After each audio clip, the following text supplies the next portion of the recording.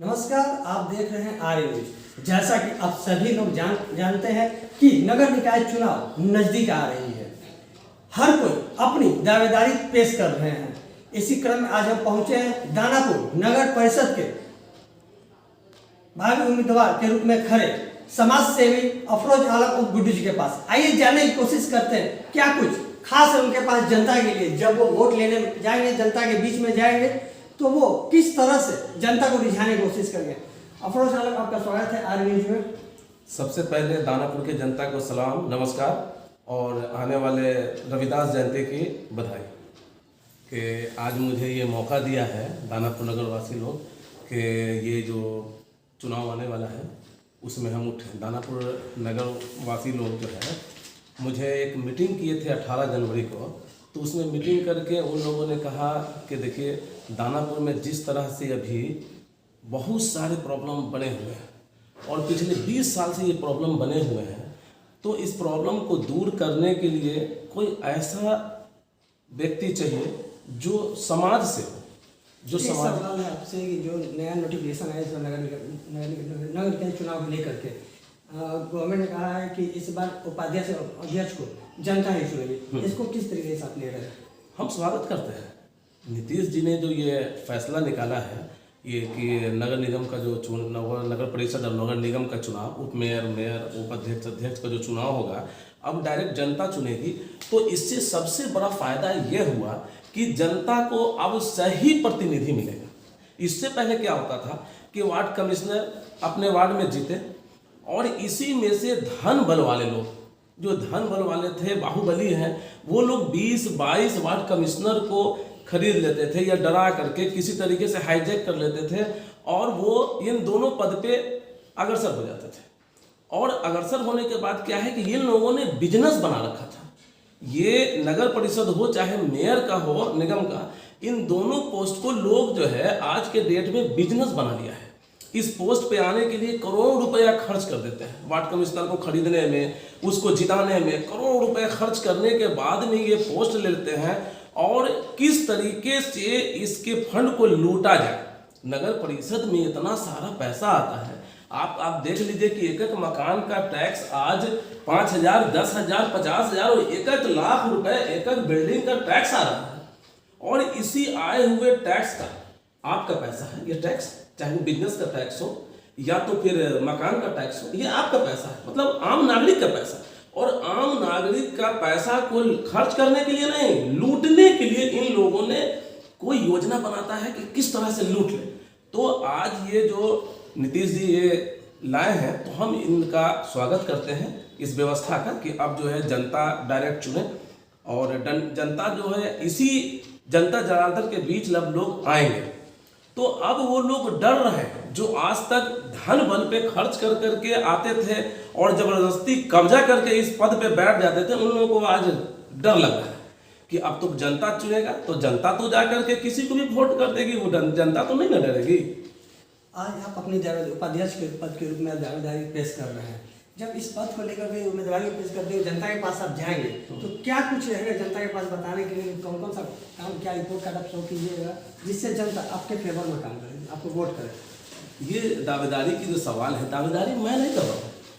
ये 18 जनवरी के दिन एक मीटिंग हुई थी तकियापुर में, उसमें दानापुर के नामी गरामी लोग, हिंदू, मुस्लिम, सारे लोग, सिख भी उसमें आए थे, ईसाई भी उसमें आए थे। सारे लोगों ने ये कहा कि गुड्डू जी, अफरोज आलम, ये जो है कि नहीं हमेशा समाज में बने रहते हैं, लोगों का जो है दुख सुख में शामिल रहते हैं और इस मुद्दा को उठाते रहते हैं, तो ऐसे व्यक्ति को अध्यक्ष बनाया जाए।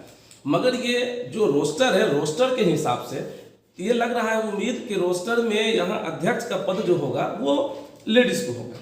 तो उपाध्यक्ष पे उन लोगों ने कहा कि गुड्डू जी को यानी कि अफरोज आलम को उठाया जाए। तो ये दावेदारी उन लोगों का है जो हम पे विश्वास कर रहे हैं, उन लोगों ने दावेदारी किया है। मुझे उन लोगों ने उठाया है, मैं ना दावेदारी कर रहा हूँ और ना मैं उठने का काम कर रहा हूँ। उन लोगों ने जो चुना है। तो चुनाव में आपका अहम मुद्दा क्या क्या होगा? ये मुद्दा देखिए अहम मेरा नहीं है, ये दानापुर का मुद्दा है। मैंने दानापुर नगर परिषद का रिपोर्ट कार्ड बनाया है। नागरिक सुरक्षा के लिए कोई काम नहीं हुआ। आप अक्सर देखते होंगे कि सुनने को मिल जाता होगा कि नासरीगंज में जो है कि नहीं चैन छीना गया, बाजार में जो है बैग छिना गया। अच्छा, यदि आप जीत कर आते हैं तो नागरिक सुरक्षा के लिए कौन सा कदम उठाएंगे? नागरिक सुरक्षा के लिए तो सबसे पहले जो कदम होगा वो हर चौक चौराहे पे कैमरा लगा दिखेगा आपको, हर पोल पे कैमरा होगा। मैं जब विचार कर रहा था, लोग मुझसे जब कह रहे थे, आज से नहीं है, ये 5 साल पहले से लोग कह रहे हैं कि अफरोज जी आपको आना चाहिए। पिछले बार लोग कहे थे कि वार्ड कमिश्नर के रूप में आप आइए और लोगों का सेवा कीजिए, तो मैं नहीं कर पाया। तो उस वक्त हम इसी के लिए सिंगापुर गए थे। तो सिंगापुर में मैंने जो देखा तो मुझे महसूस हुआ कि सब कुछ संभव है। लोग कहते हैं कि हाँ ये संभव नहीं है, वो संभव नहीं है, सारा चीज संभव है, इच्छा शक्ति की कमी है। आज तक जो भी आया है यहाँ पे उपाध्यक्ष या अध्यक्ष के पद पे, वो इच्छा शक्ति को पीछे छोड़ के आया है, क्योंकि वो तो काम करने आए ही नहीं, वो तो फंड को लूटने आए हैं, क्योंकि वो तो व्यवसाय बनाए हैं। अगर 2 करोड़ रुपए खर्च किए हैं तो उनका विचार आया हुआ है कि 10 करोड़ रुपए हमको निकालना है, तो वो काम कैसे हो इसके लिए कभी उन्होंने कोशिश ही नहीं किया, कभी उस पर विचार ही नहीं किया। ठीक है, तो पहला मुद्दा आपका है नागरिक सुरक्षा। नागरिक सुरक्षा और कौन सा मुद्दा है? उसके बाद 2 नंबर में है नगर की सफाई। आप देख लीजिए, नगर परिषद का 35 नंबर वार्ड में ऑफिस है। इस नगर परिषद के ऑफिस वाले वार्ड में आप जाके देख लीजिए, साल में 9 महीना बिल्कुल गंदा और पानी से भरा रहता है।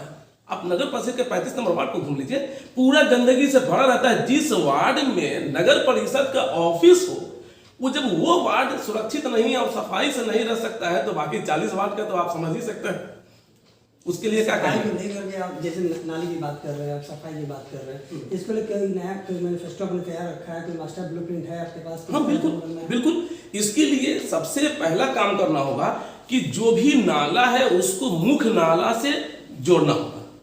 मुख्य नाला से जैसे ही आप उसको जोड़ देंगे तो पानी निकलना आसान हो जाएगा। पानी जब जमेगा नहीं तो गंदगी नहीं बनेगा, न मच्छर लगेगा उसमें, तो सफाई इस तरीके से हो जाएगा बिल्कुल। और हम कर देंगे। जैसे कि हम नाला की बात कर रहे हैं, तो नाला बनाने में भी आपको बहुत सारे कठिनाइयों का सामना करना पड़ा, क्योंकि बहुत सारे घर का लेवल जो है बहुत डाउन है और रोड का लेवल ऊंचा है। यदि नाला को सही से हम लोग बनाने की कोशिश करें, वार्ड नंबर 35 की हम बात करते हैं, इसका आप नाम ले रहे हैं, यहाँ पे अपना वार्ड पर्सन का ऑफिस है, तो वहाँ बहुत सारे घर का लेवल डाउन है और जिस स्तर पर नाला बना हुआ है, अब उसको तोड़कर फिर से बनाने की कोशिश करेंगे तो नाला की ऊंचाई रोड की ऊंचाई से ऊपर होगी और घर उनके नीचे चले जाएंगे, तो वहाँ पे आपको कठिनाइयों का सामना करना पड़ सकता है, पब्लिक को झेलना पड़ सकता है। उसको कैसे बनाने की कोशिश कीजिएगा? देखिए, सबसे पहले आपको बता दें, 35 नंबर वार्ड की जो बात करते हैं, ये सारा नया बसा हुआ इलाका है।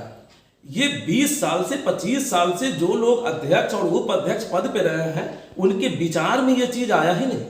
अगर उनके विचार में आता तो जिस वक्त डेवलप हो रहा था ये गांव, ये 35 नंबर वार्ड का जो कॉलोनी बस रहा था, उस वक्त इनको प्लान करना था कि हाँ ये मेन रोड जो है वो 20 फीट से कम नहीं होना चाहिए, इसका नाला इस स्टैंडर्ड का, इस लेवल का होना चाहिए, इसका गली का चौड़ाई क्या होगा और मकान का हाइट क्या होगा, उस वक्त इनको करना था। इन्होंने नहीं किया, मगर संभव सब कुछ।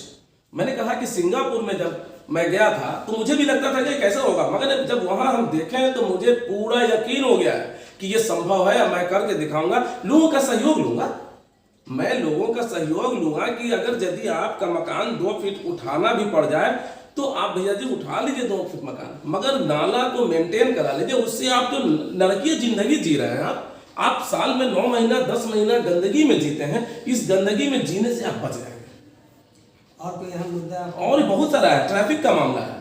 ट्रैफिक, जैसे ठीक है, ट्रैफिक का मुद्दा बोल रहे हैं, ट्रैफिक जो लगातार जाम लगती है, हाँ। जाम लगने में बेसिकली ये कारण है कि हमारी सड़कें जो है वो अधिक मात्रा में चौड़ी नहीं है। नहीं, ये कौन कह दिया? और इधर सड़क चौड़ी है, अनरिकॉग्नाइज्ड अतिक्रमित है, है, अतिक्रमित है, अतिक्रमण। आज तक अतिक्रमण पे भी काम नहीं हुआ। क्योंकि इसलिए काम नहीं हुआ कि जो अध्यक्ष उपाध्यक्ष रहे कहीं न कहीं इसमें लूटने का काम किया है, उगाही करने का। उस पे जो ठेला लगा करके, किसी नाजायज तरीके से दुकान लगा करके आप चल जाइए 22 नंबर वार्ड को देख लीजिए। आप जो 22 नंबर वो चौराहा जो आप मंदिर देख रहे हैं, नगर पर जो वो है, वो दुर्गा मंदिर, वहां पे गोला पर जो मंदिर देख रहे हैं, वहां पे जो जाम लगता है उसका मेन कारण है वो जो गलत तरीके से नाली पे दुकान बना हुआ है वो, और वो नाक के नीचे बना हुआ है। नगर परिषद के ही लोग बनाए हुए हैं और उससे पैसा उगाही कर रहे हैं गलत तरीके से, नाजायज पैसा परिषद में नहीं जा रहा, लोगों के पॉकेट में जा रहा है। तो अगर उस तरीके का अतिक्रमण हट जाए, ट्रैफिक बिल्कुल साफ हो जाएगा। तो पहले आप अतिक्रमण हटाने का काम, अतिक्रमण भी हटा देंगे हम, और उसके बाद सफाई के लिए हो गया।